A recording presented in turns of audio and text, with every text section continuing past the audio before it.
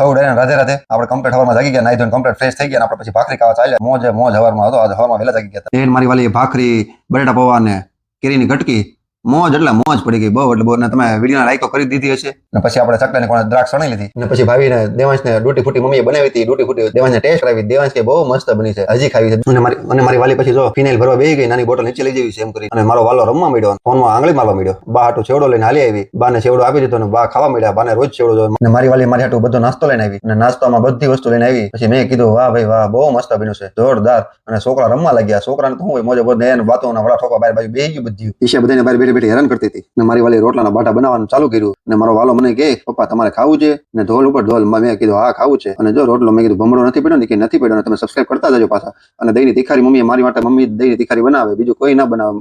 ને આપણે ખાવા બેસી ગયા, મોજ આવી ગઈ. દહીંની તીખારી એક બાટો દીબી ગયા અને ઈશા રમવા લઈ ગયા. એને પછી આપણે સોઈ ગયા.